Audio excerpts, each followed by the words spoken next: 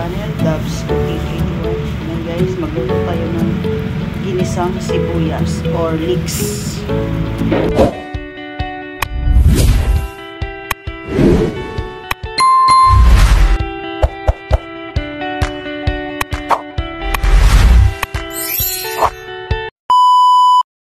Tayo ng puro sibuyas yan.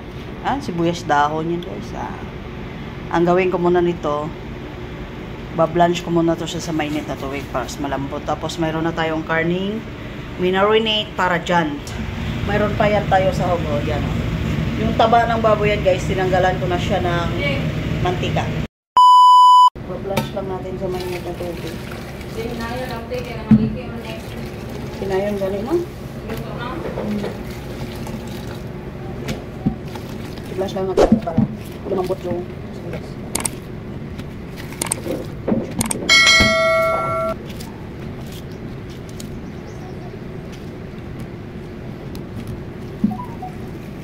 Bahan na yung sibuyas. Ibablanch lang natin sa mainit na tubig. Then, i-drain ulit.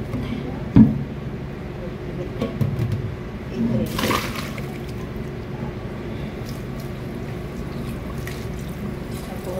Hugasan natin ulit ng malamig na tubig. Yan guys. Ang ating sibuyas. Para lumambot lang yung kanyang dahon. Pero hindi siya madudurog yan guys.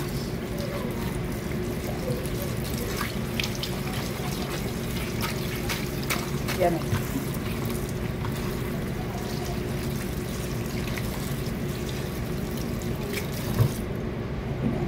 I-dry lang natin ito tapos magluto na tayo. Yan guys, mag-isa na tayo. Gisa muna tayo ng bawang sibuyas. Maglagay lang ako ng konting mantika. Gisa natin to ang bawang sibuyas luya.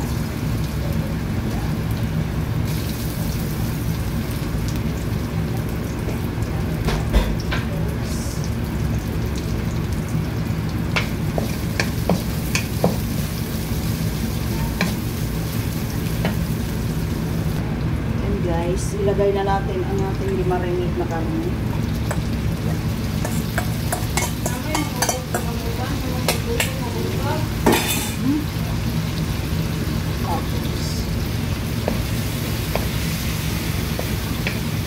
Iluto lang natin ito ng ilang minuto guys kasi lumo naman ito siya. Hinalo lang tayo na tutubuto konti. Then, ilagay natin to ang kanyang taba.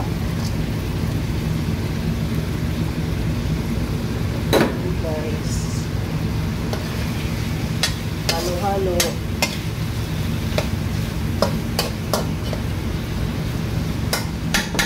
Hayaan muna natin ito nga mag-isa siya guys. Lagay na natin ang ating sibuyas.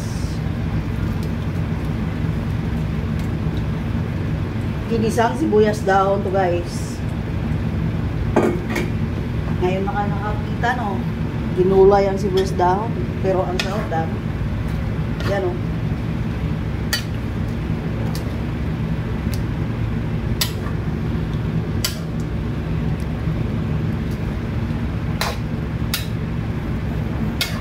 Oyster sauce lang pala to guys ang nilagay ko. Inano ko siya sa oyster sauce. Tapos, ginisa ko siya sa bawang sibuyas luya. Tapos, yan ang ating sibuyas.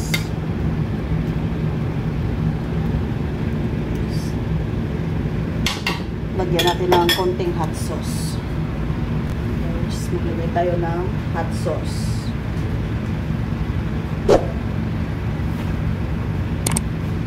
Yan nakasimple ang ating ginisang sibuyas.